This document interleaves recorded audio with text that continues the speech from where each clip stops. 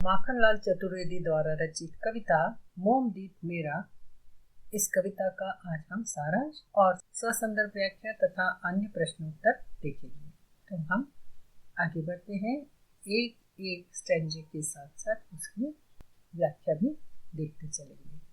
पहला पद है, सूझ का साथी मोमदीप मेरा, कितना बेबस है यह, जीवन का रस है यह, छन छन पल पल बल बल, छू रहा सवेरा, अपना अस्तित्व भूल, सूरज को तेरा, मोमदीप मेरा।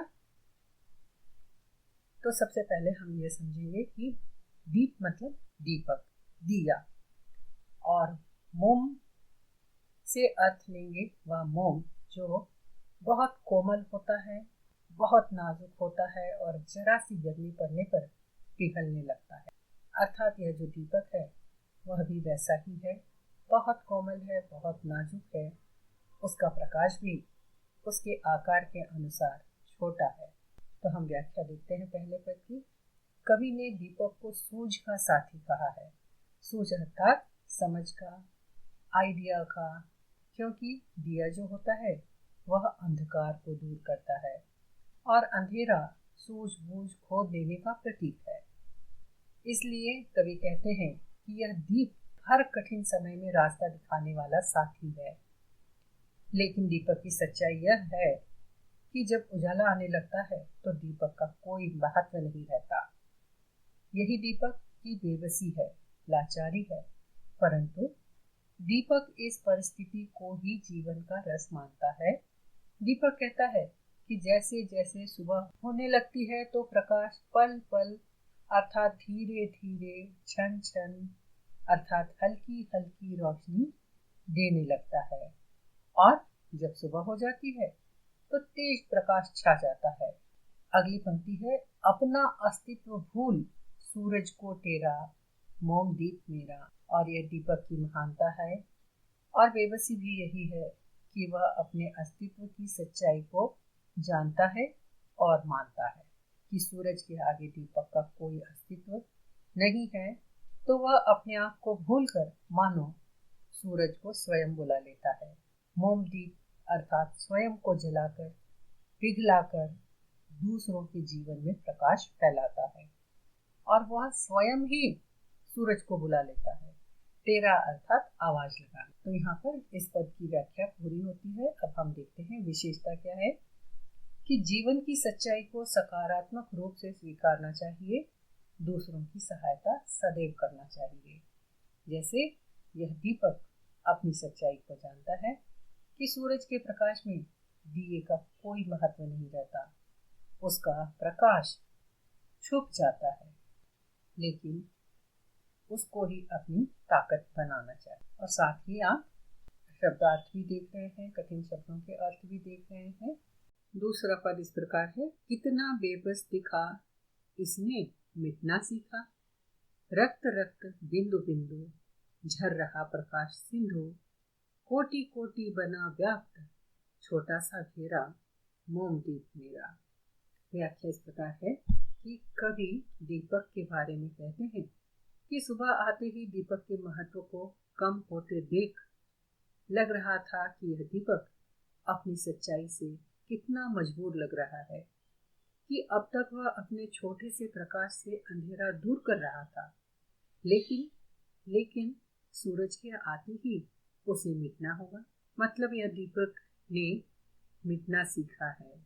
दूसरों के लिए मिट जाना ही जीवन, दीपक का जीवन है। रक्त रक्त बिंदु बिंदु, झर रहा प्रकाश सिंधु।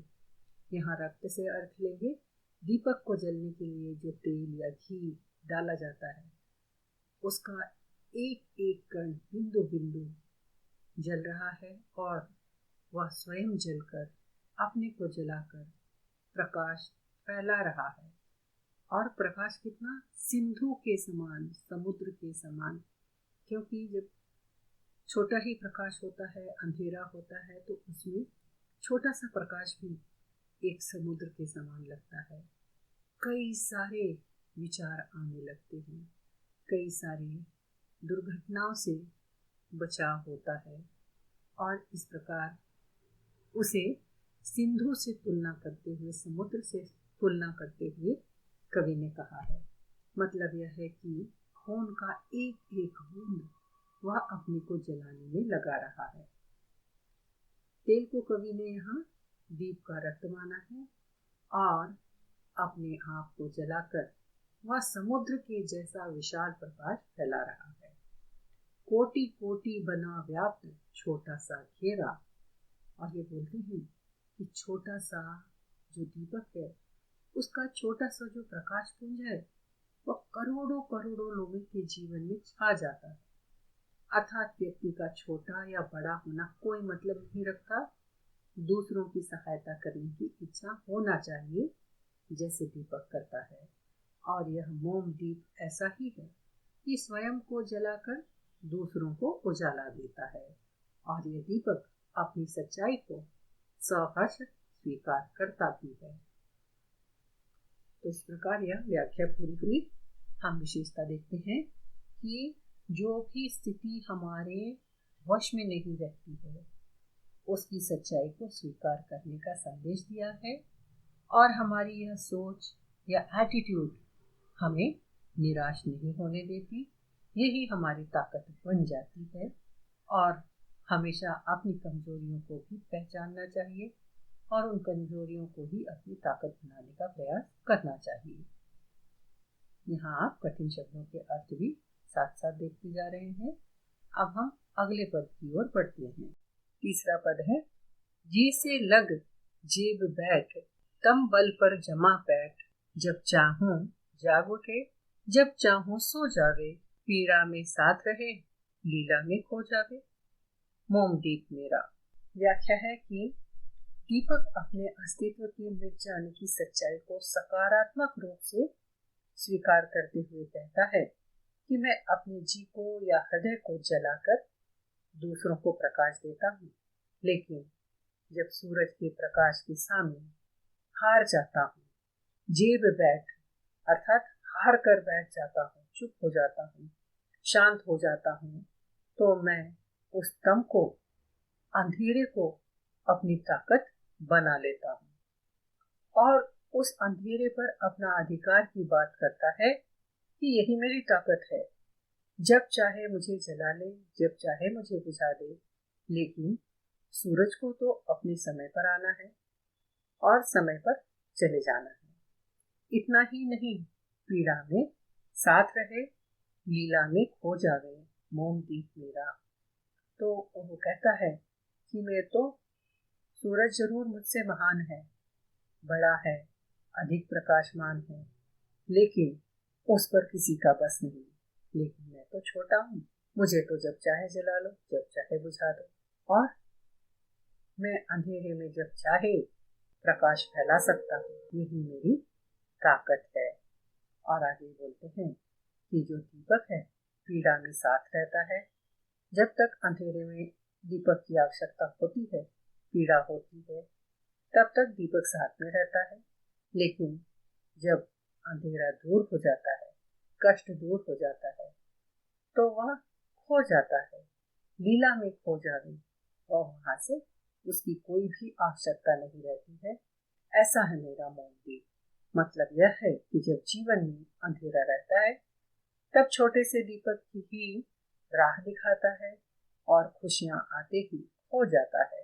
अर्थात सूरज की चकाचौंध रूपी खुशियों में, लीलाओं में दीपक को अनदेखा कर देते हैं, लेकिन दीपक इसे अपनी शक्ति मानता है और कहता है कि कष्ट में काम आना ही महानता होती है। अब हम विशेषता देखते हैं कि संदेश दिया गया है कि हर व्यक्ति में कुछ शक्तियां और कुछ कमियां दोनों ही होती है, लेकिन अपनी कमजोरी को पहचान कर उसे ताकत बनाना चाहिए और दुख में भी खुशी ढूंढने के लिए कहते हैं। तो इस प्रकार विशेषता भी पूरी होती है और साथ ही आप कठिन शब्दों के अर्थ भी देख सकते हैं। अगला पद है, नभ की तम गोद भरे, नखत कोटि पर न झरे, पढ़ न सका उनके बल जीवन के ये अक्षर, उनके बल जीवन के अक्षर ये, आ न सके उतर उतर, भूल न मेरे घरे, इन पर गर्वित न हुआ प्रणय गर्व मेरा, मेरे बस साथ मधुर मोमदीप मेरा। व्याख्या है, कवि ने अंधेरे के महत्व को बताते हुए कहा है कि आकाश की गोद में करोड़ों नक्षत्र हैं, ग्रह हैं, लेकिन यह सब अंधेरे में ही चमकते हैं। सूर्य के प्रकाश में आकाश के नक्षत्र होते हुए भी दिखाई नहीं देते हैं। वे सदा अपनी जगह पर स्थिर रहते हैं, कभी नहीं झरते हैं। उन नक्षत्रों की सहायता से मानव जीवन में भविष्यवाणियां होती हैं और उन नक्षत्रों का प्रभाव मानव जीवन पर पड़ता है, और ये भूल से मेरे घर नहीं आते, बल्कि अंधेरे में चमकते हैं। परंतु मुझे कभी इस प्रेम पर घमंड नहीं होता है। मैं तो बस अपने को दूसरों को प्रकाश देने में ही जलता रहता हूँ। मेरे साथ मेरा मोमदीप जल रहा है, खुशी से समाप्ति की ओर बढ़ रहा है। और यह व्याख्या पूरी होती है। विशेषता है कि अपने आप की कमजोरियों में जो ताकत है उसे पहचानना एक नई स्फूर्ति भर देती है। इसलिए आत्मविश्लेषण करना बहुत जरूरी है, और इसी तरह हमारी रचनात्मकताएं भी बढ़ती रहती है। यहाँ आप कठिन शब्दों के अर्थ भी साथ साथ देखते जा रहे हैं। अब हम आगे बढ़ेंगे। अगला पद है, जब चाहूं मिल जावे, जब चाहूं मिल जावे, तम से जब तुमुल युद्ध ठने, दौड़ जुट जावे, सूझों के रथ पथ का ज्वलित रघु चितेरा, मोमदीप मेरा। व्याख्या इस प्रकार है कि इस पद में छोटे दीपक के छोटे आकार और प्रकाश के फायदे बताते हुए कहते हैं कि जब चाहे बुझा देते हैं, जब चाहे जला ले। इतना ही नहीं, जब अंधेरे में लड़ाई होती है, युद्ध रूपी कोलाहल हो हल्ला हलचल हो, तब यह छोटा सा दीपक ही उस अंधेरे से लड़कर प्रकाश ले आता है। छोटा ही सही, दीपक अनेकों सूझबूझ को जन्म देता है। यह जलता दीपक अंधेरे में कई रास्ते दिखाता है, मानो यह दीपक कोई चित्रकार है। रथ पथ का ज्वलित लघु चितेरा की सूझों के नए नए आइडियाज के तरीकों के, मानो रथ के सूझों के रथ पथ पर रास्ते पर यह छोटा सा दीपक अनेक रास्ते खोल देता है। अब हम इसकी विशेषता देखते हैं कि दीपक अपनी विशेषता बता रहा है कि सबका अपना अपना महत्व होता है। हर छोटी या बड़ी परिस्थिति में दीपक हमेशा बड़ा काम करता है, और यही उसकी ताकत है। नीचे यहाँ शब्दार्थ दिए गए हैं। अब हम आगे बढ़े। अंतिम पद इस प्रकार है, यह करीब, यह लघु लघु प्राणों पर, यह उदार, बिंदु बिंदु आग आग, प्राण प्राण यज्ञ ज्वार, पीढ़ियां प्रकाश पथित, जग रथ गति चेरा, मोमदीप मेरा। अंतिम पद में कहा गया है कि दीपक का आकार छोटा होता है, इसलिए उसे गरीब कहा गया है, जिसका मतलब यह है कि छोटे दीपक की ताकत ज्यादा है, लेकिन उसका आकार छोटा है, इसलिए उसे गरीब कहा गया है। दीपक अपने प्राणों को दूसरों को राह दिखाने के लिए त्याग देता है। अपने जीवन का छोटे से छोटा कण आग में जलाकर अपने प्राणों को त्याग देता है, मानो वह यज्ञ की ज्वाला में स्वयं को आहुति दे रहा है। अपने प्रकाश से कई पीढ़ियों को प्रकाशित कर रहा है, अपने प्राणों को आहूत कर रहा है। इतना ही नहीं, यह पूरी दुनिया के रथ की गति का दास बनकर अपना कार्य निष्ठा से करता है, ईमानदारी से करता है। यही मेरा मोमदीप, नाजुक कोमल दीपक स्वयं जलकर दूसरों को लाभ पहुंचाता है, दूसरों के जीवन का अंधकार दूर करता है। तो यहाँ इसकी व्याख्या पूरी होती है। विशेषता इस प्रकार है कि दीप को गरीब से अर्थ यह है कि सामर्थ्य तो अधिक है, लेकिन जीवन छोटा है, फिर भी अपने प्राणों को उदारता से दूसरों के लिए समाप्त कर देता है। इससे संदेश मिलता है कि अपने कार्य को निष्ठापूर्वक ईमानदारी से करना चाहिए। अपने कार्य को दूसरों को राह दिखाने को यज्ञ के समान पवित्र बताया गया है। तो यहाँ सभी पदों की व्याख्या और विशेषता पूरी होती है। अब हम आगे बढ़ेंगे प्रश्न उत्तर की ओर। ससंदर्भ व्याख्या या पदों की व्याख्या पूरी होने के बाद अब हम प्रश्न उत्तर की ओर बढ़ते हैं। तो यहाँ पर प्रश्न उत्तर प्रश्न पत्र के अनुसार ही तैयार किए गए हैं, जिससे आपको प्रश्न पत्र और इस कविता पर आधारित प्रश्न उत्तर दोनों साथ साथ मिलते चलेंगे। तो प्रश्न पत्र में आपको सबसे पहला प्रश्न आता है, एक शब्द या वाक्य में उत्तर लिखिए, जिसमें 10 प्रश्न होंगे और 10 प्रश्नों के उत्तर एक एक शब्द में या वाक्य में लिखना होते हैं। तो यहाँ तो इसी किताब से प्रश्न तैयार किए गए हैं, लेकिन परीक्षा में पूरी किताब में से एक एक अंक वाले प्रश्न पूछे जाते हैं, तो उनके उत्तर भी आपको वैसा ही लिखना है। तो यहाँ आप देख रहे हैं, पहला प्रश्न है, दीप ने किसको टेरा? तो उत्तर है सूरज। आपको पूरा प्रश्न का उत्तर लिखने की आवश्यकता नहीं है कि दीप ने सूरज को टेरा, केवल आप सूरज लिखेंगे। अगला प्रश्न है, किसने अपना अस्तित्व भूल सूरज को टेरा? मोमदीप। कवि किसको बेबस कहते हैं? मोमदीप। मोमदीप ने क्या सीखा है? मिटना। बिंदु बिंदु से क्या झर रहा है? प्रकाश। मोमदीप का छोटा सा घेरा किस पर व्याप्त है? सिंधु। मोमदीप किसमें साथ रहता है? पीड़ा। मोमदीप किसमें खो जाता है? लीला। जीवन लीला। जीवन लीला में कौन खो जाता है? मोमदीप। नभ की गोद में कितने नक्षत्र हैं? करोड़ों। तम से जब तुमुल युद्ध ठनता है तो कौन जुट जाता है? मोमदीप। मोमदीप को किसके रथ का चेहरा या दास कहा गया है? जग। और अंतिम प्रश्न है, मोमदीप कविता के रचनाकार कौन है? उत्तर है माखनलाल चतुर्वेदी। तो ये प्रश्न के उत्तर भी आपने देख लिए, प्रश्न भी देख लिए, और ये प्रश्न केवल आपको उत्तर लिखने में ही सहायता नहीं करेंगे। अगर आप ध्यान से पढ़ेंगे इन प्रश्नों को और उनके उत्तरों को, तो आपको ससंदर्भ व्याख्या या सारांश लिखने में भी सहायता मिलेगी। अब हम दूसरे प्रश्न की ओर बढ़ते हैं। दूसरा प्रश्न आता है, ससंदर्भ व्याख्या कीजिए कोई दो। 3 में से कोई 2 प्रश्न करना होते हैं। 7-7 अंक के 2 प्रश्न अर्थात 14 मार्क्स का सेकंड क्वेश्चन आता है। तो यहाँ आप उसका फॉर्मेट देख लीजिए। और ससंदर्भ व्याख्या हमने शुरुआत में कर दी है, वह आप पदों के साथ साथ उनकी व्याख्या देख सकते हैं, समझ सकते हैं। यहाँ पर केवल फॉर्मेट आप देखेंगे।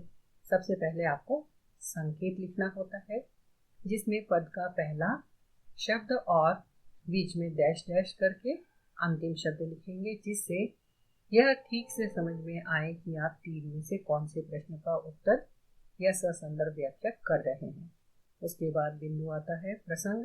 प्रसंग में किताब, कविता और कवि का नाम लिखा जाएगा। संदर्भ में पंक्तियां कौन किससे कह रहा है,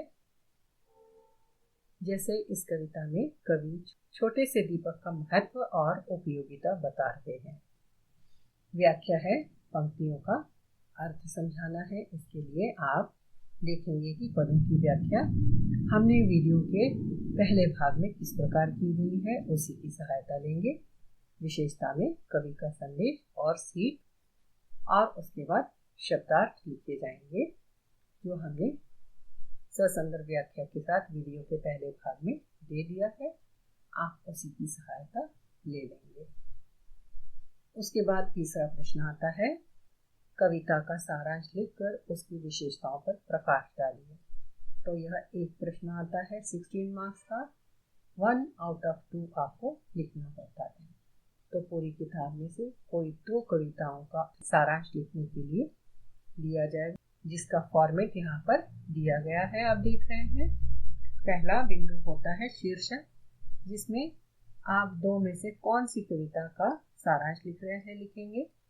कवि परिचय लिखेंगे, तीसरे में सारांश और चौथे में विशेषता। सारांश में पूरी कविता की समरी लिखी जाएगी और विशेषता में कवि ने क्या संदेश दिया है और हमें क्या सीख मिलती है, यह आपको लिखना होगा। और सारांश के लिए आपको डिस्क्रिप्शन में लिंक दिया जाएगा जिस पर आप क्लिक कर सारांश देख सकते हैं। अब हम आगे बढ़ते हैं चौथे प्रश्न की ओर। तो प्रश्न पत्र में चौथा प्रश्न आता है, टिप्पणी लिखिए कोई एक। 5 अंक के लिए एक प्रश्न का उत्तर लिखना होता है। 1 आउट ऑफ 2 पूरी किताब में से आपको 2 शीर्षक दिए जाएंगे जिसमें से एक पर आपको टिप्पणी लिखना है। तो यहाँ पर हमने एक टिप्पणी तैयार की है, वह है मोमदीप का संदेश। तो सबसे पहले हमें शीर्षक लिखना है। उसके बाद इस शीर्षक का परिचय इस प्रकार देंगे कि यह हमारी पाठ्य पुस्तक में संकलित कविता मोमदीप मेरा से लिया गया है। इसके रचनाकार माखनलाल चतुर्वेदी हैं। और उसके बाद शॉर्ट नोट या छोटी सी टिप्पणी लिखेंगे कि कवि ने मोमदीप से यह संदेश दिया है कि आकार से कोई फर्क नहीं पड़ता, मोमदीप छोटा होकर भी जीवन के अंधेरे को दूर करता है, युद्ध जैसे कठिन समय में नई सूझबूझ और समझ देता है, मोम अर्थात अपने को पिघलाकर दूसरों के काम आता है। यही संदेश हमें देता है कि हम छोटे हों या बड़े, केवल अपने लिए ही नहीं जीना चाहिए। जैसे दीपक अपने उत्सर्ग से दूसरों का जीवन सरल बनाता है, वैसे ही हमें भी उपयोगी बनना चाहिए। और जिस प्रकार एक छोटे से दीपक की कमजोरी है कि उसका प्रकाश छोटा होता है, लेकिन वह यह नहीं भूलता कि प्रकाश कम होकर भी, ताकत कम होकर भी वह अंधेरे को दूर करता है। और इतना ही नहीं, वह जब चाहे तब जलाया जा सकता है और जब चाहे तब उसे मिटाया जा सकता है। इसके लिए कवि ने सूरज के साथ बहुत सुंदर तुलना की है कि सूरज तो अपने समय पर आता है, समय पर जाता है, लेकिन दीपक को तो जब चाहे तब प्रकाशमान किया जा सकता है। तो इस प्रकार हम देखते हैं कि टिप्पणी भी पूरी होती है और इस पर आधारित चारों प्रश्नों के उत्तर पूरे होते हैं। अब हम शीघ्र ही अगली वीडियो में मिलेंगे नए विषय के साथ।